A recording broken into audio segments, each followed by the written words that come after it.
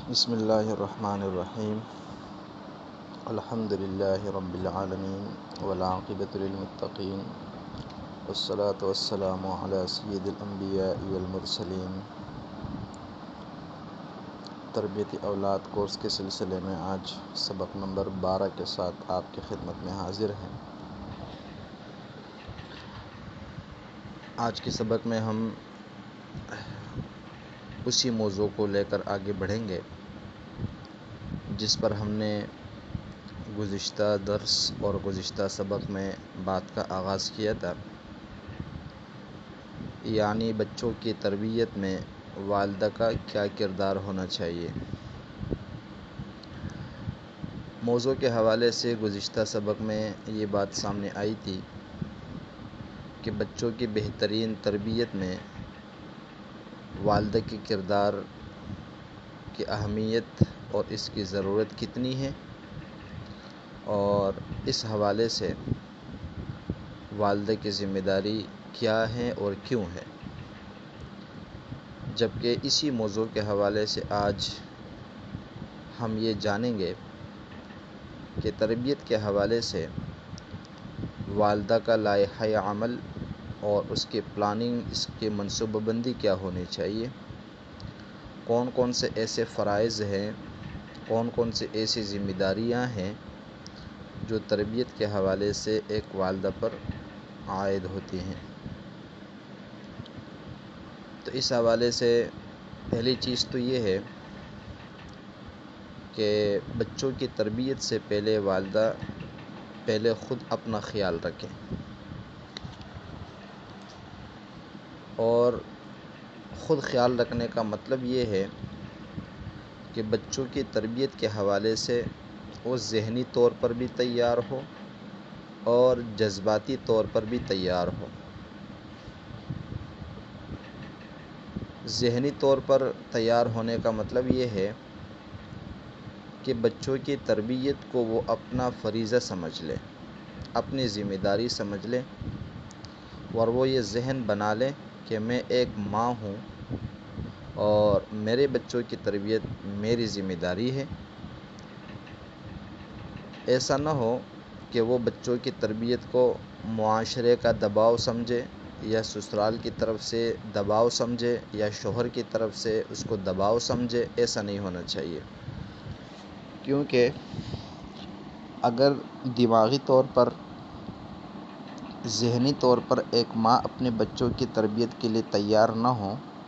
تو ایسی صورت میں بجائے فائدے کے نقصان ہوتا ہے۔ اسی طریقے سے جذباتی طور پر بھی ماں کو اپنے بچوں کی تربیت کے لیے ہر وقت تیار رہنا چاہیے، اور اس حوالے سے ایک ماں کے احساسات اور اس کے جذبات وہ اس بات پر آمادہ ہو کہ اگر میں نے اپنے بچوں کی تربیت نہیں کی تو کوئی میرے بچوں کی تربیت نہیں کرے گا، اور میرے یہ بچے یہ معاشرے کے اندر بننے کے بجائے بگڑ جائیں گے۔ تو پہلی چیز تو یہ ہے کہ بچوں کی تربیت سے پہلے جو ماں ہے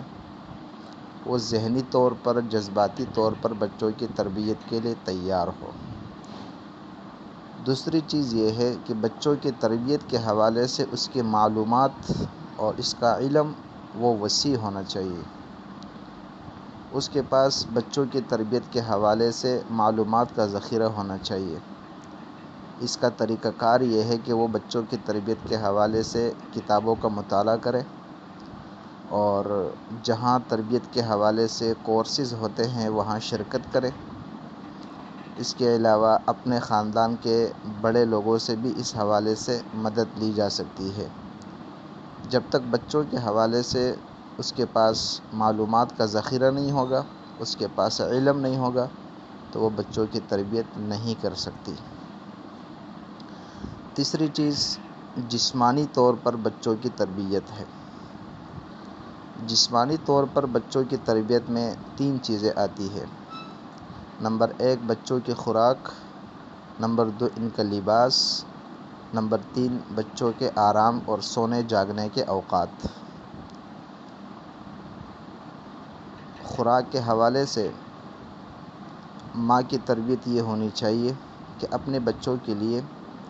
اسی غذا کا اور اسی خوراک کا انتخاب کرے جو بچے کے نشو و نما کے لیے مفید ہو،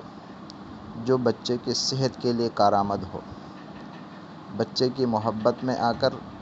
یا دوسروں کے دیکھا دیکھی اپنے بچوں کو مضر چیزیں نہ کھلائے کرے، باہر کی چیزوں کا ان کو عادی نہ بنائے کہ جی وہ پڑوس میں جو خاتون ہے وہ چونکہ اپنے بچوں کو باہر کی چیزیں کھلاتی ہے تو میں بھی کھلاؤں گی، یا چونکہ بچوں کی ضد ہے اور مجھ سے ان کی تکلیف دیکھی نہیں جاتی اور ان کی ضد دیکھی نہیں جاتی تو جو یہ چاہیں گے میں ان کو کھلا دوں۔ یہ وقتی طور پر تو شاید کچھ جذبات کی تسکین ہو جائے، لیکن یہ چیزیں بعد میں جا کر بچوں کے لیے نقصان دہ ثابت ہوتی ہے۔ تو خوراک کے حوالے سے خود اپنی خوراک پر بھی توجہ دے، خصوصاً جب بچے کے دودھ پینے کا زمانہ ہو، کیونکہ ماں جو خوراک کھاتی ہے اس کا اثر اس کے بچوں پر بھی ہوتا ہے۔ تو اپنے خوراک کے حوالے سے بھی احتیاط کرے اور بچوں کو بھی جو چیزیں کھلائیں تو وہ ایسی ہو کہ وہ بچوں کی جسمانی نشو و نما کے لیے، دماغی نشو و نما کے لیے مفید ہو۔ اسی طریقے سے لباس کے اندر بھی کوشش یہ کرے کہ شروع سے ہی انہیں ایسے لباس کا عادی بنائے کہ جو لباس شریعت کی نگاہ میں درست ہو اور شریعت کی نگاہ میں جائز ہو۔ ہم بسا اوقات ایسا کرتے ہیں کہ خوشی کے موقع پر یا تقریبات کے موقع پر بچوں کو غیر شرعی لباس پہنا دیتے ہیں، اور بچپن سے ہم جب اپنے بچوں کو اس طرح کے لباس کا عادی بنا دیتے ہیں تو بڑے ہونے کے بعد ان کی ان عادتوں کا چھڑانا مشکل ہو جاتا ہے۔ اس لیے شروع سے آپ کے بچوں کا لباس صاف ستھرا ہونا چاہیے، آپ کے بچوں کا لباس شریعت کے مطابق ہونا چاہیے، کیونکہ آپ کے بچوں کا جب لباس صاف ستھرا نہیں ہوگا تو سوال آپ کی تربیت پر اٹھے گا۔ آپ کے بچوں کا جب لباس غیر شرعی ہوگا تو بعد میں جا کر آپ کے لیے پریشانی کا باعث بنے گا۔ آرام کے حوالے سے یہ ہے کہ خود اپنے آرام پر بھی توجہ دے، روزانہ کم از کم 24 گھنٹے کے اندر 8 گھنٹے کا آرام ہونا چاہیے، اور اسی طرح اپنے بچوں کے سونے جاگنے کے اوقات کی بھی نگرانی رکھیں کہ بچے سوتے کب ہیں، جاگتے کب ہیں، اور ڈاکٹروں سے مشورے کے بعد کتنا ٹائم جو ہے نا ایک بچے کے لیے نیند مفید ہے۔ تو یہ ساری چیزیں ایک ماں کی ذمہ داری ہیں اور یہ اس کی تربیت میں آتی ہے۔ اسی طرح ایک اور چیز یہ ہے کہ ماں کے مزاج میں اعتدال بھی ضروری ہے، نہ تو ماں بچوں کو بہت زیادہ ڈھیل دینے والی ہو اور نہ بہت ہی زیادہ سخت مزاج ہو، کیونکہ دونوں صورتوں میں نقصان ہو جاتا ہے۔ جب تک بچوں کی ولادت نہیں ہوتی تو ایک ماں کا مزاج کچھ بھی ہو سکتا ہے، لیکن جب بچوں کی ولادت ہو جاتی ہے تو پھر وہ ایک ماں بن جاتی ہے اور وہ خاندان کے ایک ذمہ دار فرد بن جاتی ہے۔ ایسی صورت میں اس کے مزاج کے اندر اعتدال کا ہونا بہت زیادہ ضروری ہے۔ بیجا پیار اور لاڈ کی وجہ سے بچے بگڑ جاتے ہیں، اور بیجا سختی کی وجہ سے جو بچے ہوتے ہیں وہ باغی بن جاتے ہیں۔ اسی طرح اپنے بچوں کو ڈسپلن کا عادی بنائیں، نظم اور ضبط کا ان کو عادی بنائیں کہ کون سی چیز کہاں رکھنی ہے، کسی چیز کو استعمال کرنے کے بعد اس کو کون سی جگہ پر رکھنا ہے، آپ کے سونے کا کمرہ کس طرح ہونا چاہیے، آپ کا واش روم کس طرح ہونا چاہیے، مہمانوں کے آنے پر آپ کا کیا رویہ ہونا چاہیے۔ یہ ساری چیزیں ڈسپلن کے اندر آتی ہیں، اپنے بچوں کو اس کا عادی بنانا چاہیے، لیکن یہ ساری باتیں انہیں بتاتے وقت آپ کا جو رویہ ہے وہ آرڈر کا نہ ہو، وہ آمرانہ نہیں ہونا چاہیے۔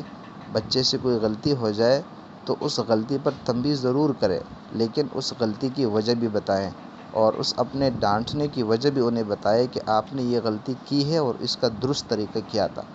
ہمارے ہاں ہوتا یہ ہے کہ غلطی کرنے پر بچے کو ڈانٹتے تو ہے، اسے سزا بھی دیتے ہیں، سخت ترین تنبیہ بھی کرتے ہیں، لیکن اسے اس کی غلطی کی وجہ نہیں بتاتے۔ یہ بتانا ضروری ہے تاکہ آئندہ کو بچہ وہ غلطی نہ کرے۔ اسی طرح ان تمام کے تمام چیزوں کے حوالے سے جو ضوابط ہے، جو اصول ہے، جو گھر کے رولز ہے، ان میں تو کوئی نرمی نہیں ہونی چاہیے، لیکن جب ان چیزوں پر ہم عمل درآمد کروائیں تو اس میں سختی بھی نہیں ہونی چاہیے۔ مطلب ڈسپلن کے حوالے سے آپ کوئی سمجھوتا نہ کریں۔ گھر کے جو ڈسپلن ہوتے ہیں، جو گھر کا نظم اور ضبط ہوتا ہے، اس پر تو آپ عمل ضرور کروائیں، لیکن عمل کرواتے وقت آپ کا لہجہ سخت نہیں ہونا چاہیے، اس میں نرمی ہونی چاہیے۔ اور اس کا حل یہ ہے کہ والدین آپس میں بیٹھ کر پہلے تو یہ اس بات پر یکسانیت پیدا کرے کہ کون سی چیزوں پر بچوں کے ساتھ ہم نے کمپرومائز کرنا ہے اور کون سی چیزوں پر سختی کرنی ہے، کیونکہ جب تک ان کے آپس میں ذہنی آمادگی نہیں ہوگی اور جب تک ان کے آپس کے اندر اتفاق نہیں ہوگا تب تک بچوں کی تربیت ہو نہیں سکتی۔ اور یہ ساری کی ساری جو چیزیں تربیت کے حوالے سے بتائی جا رہی ہے تو یہ صرف بتانے کے لیے نہیں ہے، بلکہ ماں کو یہ ساری چیزیں کر کے بھی دکھانا ہوگا۔ جیسے ہم والد کے تربیت کے حوالے سے بات کر کے آئے ہیں کہ اگر ہم اپنے بچوں میں اچھی عادتیں پیدا کرنا چاہتے ہیں تو وہ عادتیں پہلے ہمیں خود اختیار کرنی ہوگی۔ آپ کے بچے اس بات کو نوٹ کرتے ہیں کہ آپ کا رویہ آپ کے شوہر کے ساتھ کیسا ہے، آپ کا رویہ اپنے ساس سسر کے ساتھ کیسا ہے اگر جوائنٹ فیملی ہے تو، آپ کا رویہ دوسرے بچوں کے ساتھ کیسا ہے، آپ کا رویہ اپنے پڑوسیوں کے ساتھ کس طرح ہے۔ یہ ساری چیزیں جو ہے یہ بچوں کے نالج میں آتی ہیں، بچے ان چیزوں کو واچ کرتے ہیں اور پھر انہیں عادتوں کو اپناتے ہیں۔ تو اس لیے اگر ہم ان ساری چیزوں پر بچوں سے عمل درآمد کروانا چاہتے ہیں تو پہلے ان کے اوپر خود عمل کرنا ہوگا۔